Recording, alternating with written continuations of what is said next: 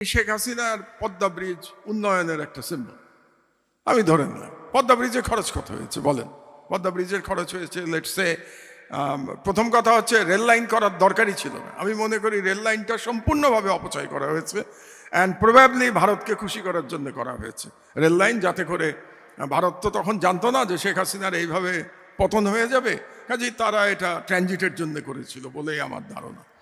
এটার কোনো প্রয়োজন ছিল না রেল লাইন এখন করার। তো রেল লাইন সহ যদি আমি খরচ ধরি তাহলে আমার মনে হয় ইটস অ্যারাউন্ড 45,000 crore, আমি যদি খুব ভুল না বলে থাকি। হ্যাঁ হ্যাঁ 32,000, তো ধরেন 60,000 কোটি টাকা, লেটস সে 60,000 crore আপনার খরচ হয়েছে ইনক্লুডিং করাপশন। এই 60,000 কোটির মধ্যে তো corruption is a big amount, আমরা অ্যামাউন্ট জানি না, কিন্তু করাপশন ইজ বিগ অ্যামাউন্ট। কিন্তু আমি এটা ফেলাসি এই জন্য বললাম, এক এস আলম ইসলামী ব্যাংক থেকে 1 লক্ষ কোটি টাকা নিয়ে গেছে। তার মানে 1.5টা পদ্মা সেতু প্লাস রেল লাইন সহ 1.5টার টাকা এক ইসলামী ব্যাংক থেকে এস আলম নিয়ে গেছে। So that is the fallacy of উন্নয়ন। সো উন্নয়নের আমি এক ব্যাংকের কথা বলছি, আর টোটাল ব্যাংক করলে তো আমি সেই হিসাবে যাচ্ছি না, এক ব্যাংকের টাকা। তো তা যদি হয়ে থাকে তার মানে উন্নয়নের নামে বাংলাদেশকে দেউলিয়া করে দেওয়া হয়েছে। আর এটা দেখানো হয়েছে যাতে আমাদের চোখ ধাঁধিয়ে যায়। চোখ ধাঁধানো থাকলো। আরেকটা এক্সাম্পল দিই, আপনাদের একদম পাশে সোকল বিআরটি প্রজেক্ট, এই যে একটা so called flyover or whatever elevated এলিভেটেড এক্সপ্রেসওয়ে করা হয়েছে আপনার উত্তরা থেকে গাজীপুর পর্যন্ত, এই পুরো টাকাটা করে এলাকাকে ধ্বংস করে দেওয়া হয়েছে। এবং এখানে সব মিলে বোধ হয় 4,000 কোটি টাকা এখানে ইনভেস্টমেন্ট। ওটা এখন পর্যন্ত এটা মানে শুরু করা যায় নাই, এটা কোনোদিন শুরু করা যাবে না, because the design is wrong. আমার যদি ক্ষমতা থাকতো তাহলে এই প্রজেক্টের যে ইঞ্জিনিয়াররা, আমি নিজে একজন ইঞ্জিনিয়ার, বুয়েটের ছাত্র, আমি বলছি এই প্রজেক্টের যারা ডিজাইনার ছিল, যে ইঞ্জিনিয়াররা, তাদেরকে আমি এখন জেলে নেয়ার জন্যে আমি বলতাম সরকারকে। কারণ তারা যে রাষ্ট্রের কত বড় ক্ষতি করেছে। আপনারা কতজন গেছেন এই রাস্তা দিয়ে আমি জানি না, আপনারা যদি যান তাহলে বুঝবেন যে গাজীপুরের বাসিন্দাদের জীবন একেবারে শেষ হয়ে গেছে এই রাস্তার কারণে। এর থেকে আগে এটা ছাড়া আগে অনেক ভালো ছিল। ওই রাস্তা আমি চিনি, এই জন্য চিনি, 5 বছর জেলে ছিলাম। তো জেলে আমি কাশিমপুর জেলে ছিলাম, তো কাশিমপুর জেল থেকে আমাকে রেগুলার ঢাকায় নিয়ে আসতো প্রিজন ভ্যানে করে। তো আমি রেগুলার ওই রাস্তা দিয়ে আসতাম, তখন এটা ছিল না, আগের রাস্তা দিয়ে আমি আসতাম। রাস্তায় কোনো প্রবলেম ছিল না, এটা করার কোনো প্রয়োজন ছিল না। এই রাস্তাটা করে এলাকার লোকজনের বসবাস করা এখন অসম্ভব হয়ে গেছে। এটা ম্যাক্সিমাম দরকার ছিল যেটা, সেটা হচ্ছে জয়দেবপুর চৌরাস্তায় একটা ফ্লাইওভার দরকার ছিল, তাহলেই আপনার এই জ্যাম যেটা, এটা প্রবলেম সলভ হয়ে যেত। এটা না করে এখন যেটা করা হয়েছে, আপনি জানেন এটা করা হয়েছে এক ধরনের পাবলিক ট্রান্সপোর্ট সিস্টেমের জন্যে, বাসে করে যাবে আর কি উপরে, কিন্তু স্টেশনগুলো করা হয়েছে মানে বাস স্টেশনগুলো উল্টো দিকে, মানে দরজা যেদিকে খুলবে তার উল্টো দিকে বাস স্টেশন করা হয়েছে। তো আপনি নামবেন কি করে? তো ডিজাইনার যে ওটাও চিন্তা করে নেয় যে বাস কোন দিকে খোলে।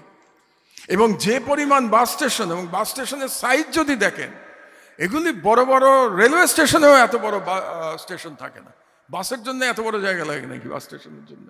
এবং এক একটা বাস স্টেশনের খরচ দেখলে আপনি চিন্তা করবেন যে 4,000 কোটি টাকা। তো এইভাবে টাকা অপচয় করা হয়েছে। চিটাগাঙে ওই যে কর্ণফুলী দিয়ে টানেল যে তৈরি করা হয়েছে, কোনো গাড়ি যায় না ওখান থেকে, কোনো গাড়ি যায় না, খালি থাকে। ওই ইনভেস্টমেন্ট ইজ টোটাল লস। তো এগুলো হলো দ্য ফ্যালাসি অফ উন্নয়ন। তো উন্নয়নের নামে এই সব জিনিসপত্র করা হয়েছে। তো সুতরাং আমরা আশা করতে চাই যে প্রেজেন্ট গভর্নমেন্ট এই উন্নয়নের ফাঁদের মধ্যে পড়বে না, এই ট্র্যাপের মধ্যে, উন্নয়নের ট্র্যাপে পড়ার কোনো দরকার নাই, উন্নয়নের ট্র্যাপে পড়বে না, এই উন্নয়নের ট্র্যাপে পড়ার কোনো প্রয়োজন নাই। যে কোনো ইনভেস্টমেন্টের আগে অবশ্যই তার রেট অফ রিটার্ন এবং রিটার্ন আদৌ হবে কি না এটা আমাদের চিন্তা করতে হবে। আমি আর খুব বেশি আগাবো না আমার বক্তব্য। Inflation is a big problem. Inflation কিন্তু আমাদের 9% পার হয়ে গেছে, ইনফ্লেশন অলরেডি। এবং ডাবল ডিজিটে যদি চলে যায় তাহলে সাধারণ মানুষের জন্য টিকে থাকা মুশকিল হয়ে যাবে। কাজেই যেই বাজেটই করা হোক না কেন তার মধ্যে একটা টার্গেট থাকতে হবে, how to control the inflation. এবং ইনফ্লেশন কন্ট্রোল করার জন্যে আবার এগুলোর বিভিন্ন, আসলে ইকোনমিক্সে আবু আহমেদ ভাই আমার চেয়ে অনেক ভালো জানেন, আবারও আমি ফর্মালি ইকোনমিক্সের ছাত্র নই।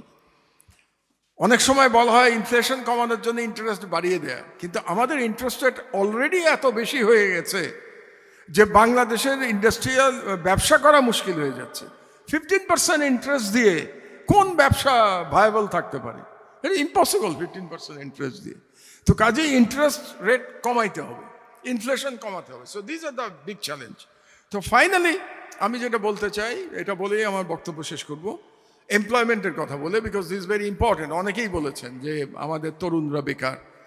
তো এমপ্লয়মেন্ট করতে গেলে দুটো জিনিস আমাদের করতে হবে, এটা নিয়ে সবারই আলোচনা করা দরকার। এক নম্বর হচ্ছে আমার ইনভেস্টমেন্ট করতে হবে, নতুন নতুন, মানে যেটা বলে যে ইনভেস্টমেন্টের ফলে মানুষের কর্মসংস্থান হবে, ইন্ডাস্ট্রিয়ালাইজেশন লাগবে, বিনিয়োগ লাগবে, ইন্ডাস্ট্রিয়াল সেক্টরে বেশি বিনিয়োগ লাগবে, এবং যেগুলোকে বলে labour intensive project, labour intensive প্রজেক্টে আমাদের বিনিয়োগ করা দরকার। এটা বললে অনেকে বলবেন যে আমি এখনও পুরনো দুনিয়াতে বাস করছি, এখনও লেবার ইন্টেন্সিভের কথা বলি, বাট বাংলাদেশের রিয়ালিটি আমাদেরকে চিন্তা করতে হবে। বাংলাদেশের রিয়ালিটি চিন্তা করলে লেবার ইন্টেন্সিভকে অবশ্যই আমাদেরকে সমর্থন করতে হবে, এক। আর তার সঙ্গে একই সাথে স্কিল ম্যান পাওয়ার ডেভেলপ করতে হবে। আপনার এমপ্লয়মেন্ট করতে হলে স্কিল ম্যান পাওয়ার ছাড়া আপনি এমপ্লয়মেন্ট করতে পারবেন না। এবং স্কিল ম্যান পাওয়ার করতে গেলে এগেইন আমাদের যে এডুকেশনকে ধ্বংস করা হয়েছে 15 বছর ধরে, এটার খুব কুইক রিফর্মসের দরকার হবে, যাতে করে আমরা বেটার প্রোডাক্ট পেতে পারি। কারণ স্কিল ম্যান পাওয়ার পেলে শুধু যে আমার ইন্ডাস্ট্রিতে সুবিধা হবে তাই না, আমাদের যে বাইরে থেকে যে আমরা রেমিটেন্স পাচ্ছি সেখানেও আমরা স্কিল ম্যান পাওয়ার যদি পাঠাতে পারি তাহলে সেই রেমিটেন্সের অ্যামাউন্টটাও বেড়ে যাবে। তাতে করে আমি মনে করি যে আমাদের ইকোনমির জন্য একটা সুবিধাজনক অবস্থায় আমরা যেতে পারি। সুতরাং আমি বরং বলবো যে আমরা যেন বাজেটের টোটাল অ্যামাউন্টের দিকে নজর না দিয়ে আমরা বাজেটের কোয়ালিটির দিকে নজর দিই। এটা more important for the government. গভর্নমেন্টের বলা উচিত যে আমরা ওই পলিটিক্যাল কোনো স্লোগানে যাচ্ছি না, কিন্তু আমরা আগের যে অপচয় যেটা হয়েছে, গভর্নমেন্টের টার্গেট কি হওয়া উচিত জানেন? আমি আবু আহমেদ ভাইকে বলতে চাই, টার্গেট হওয়া উচিত যে আমার এত% লিকেজ ছিল, এটা আমি এত% কমাতে পেরেছি। That should be the credit of the government, not আমি এত% খরচ বাড়াতে পেরেছি। এটা কোনো ক্রেডিট হতে পারে না যে আমি খরচ বাড়ালাম, এটা ক্রেডিট। আমি সেভিংস বাড়ালাম, এটা হচ্ছে ক্রেডিট। আমি অপচয় কমালাম, এটা হচ্ছে ক্রেডিট। তো ওরকম বাজেট আমাদের তৈরি করা উচিত। Thank you very much.